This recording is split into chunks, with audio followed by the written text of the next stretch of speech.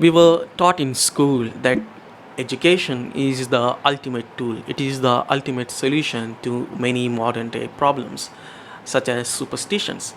But after living a life a little, after having experienced life, I came to realize that reality is rather different.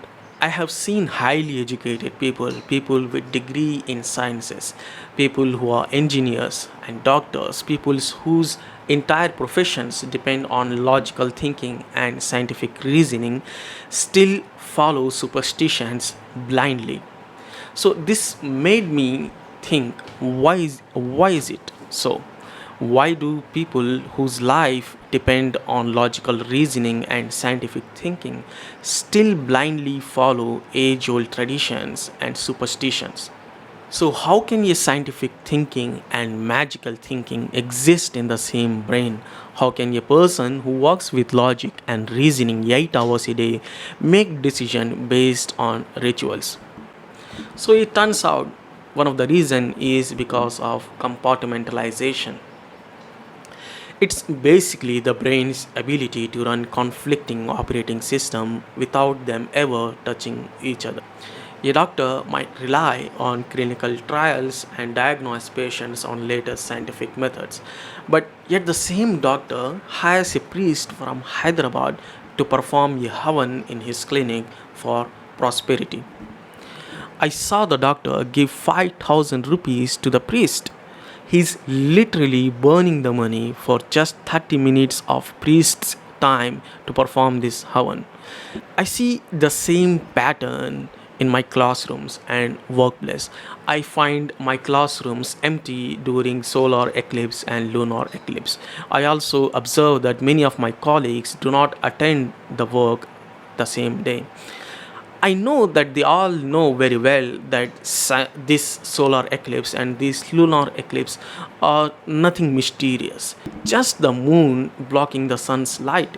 This is quite understandable when I think with the lens of evolution, with evolutionary perspective, because you cannot make every decision by analyzing pros and cons. Measuring them logically will take staggering amount of mental energy. To save that energy, we rely on ancestral shortcuts.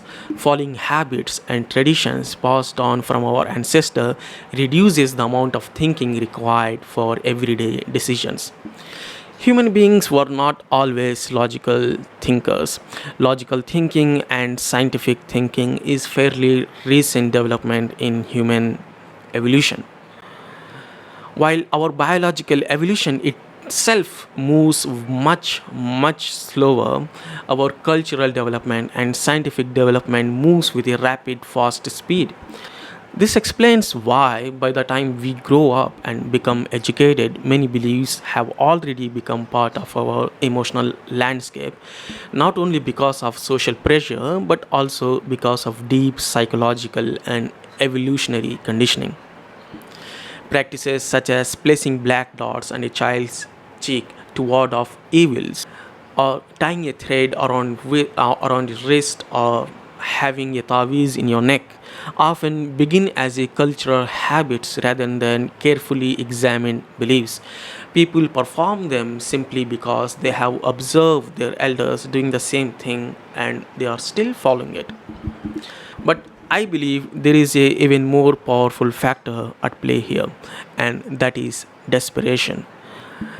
When human beings face situations that feel uncontrollable, serious illness, danger, or uncertainty, the mind changes its approach. Under normal circumstances, people might question a ritual or dismiss it as superstitions.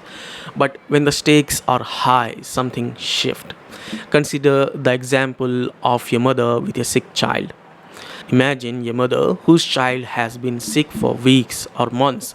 Despite medical treatments, prayers, and every effort she can make, the illness does not improve. Now, suppose someone suggests a ritual or protective practice. Perhaps a priest or a shaman claims that performing a certain act will cure the child.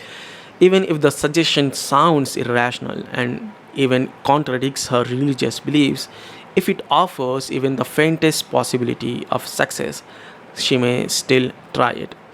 Not because she suddenly believes in it fully, but because the mind refuses to leave any possibilities unexplored when the cost of failure is unbearable. From a psychological perspective, ritual like this provides something very specific: the feeling of control. When reality offers no guarantees, symbolic actions give the mind something to hold on to. The more I observe these contradictions, the more I realize how complex human behavior really is.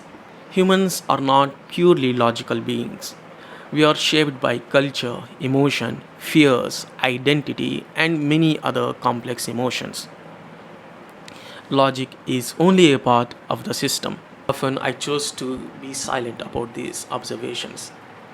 Beliefs are rarely just ideas, they are tied deeply to one's identity, family, and belongings. I recently heard Neil deGrasse Tyson mention on his podcast Star Talk that the more abstract a belief system becomes, the more willing people are to die for it.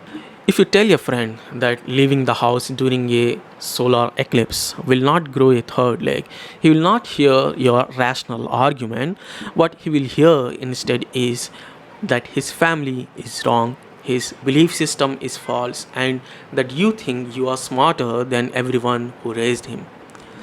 This is not a good impression to leave on someone with whom you have to interact every day. But it does reveal something important about human nature. The complexity of life is both fascinating and scary at times.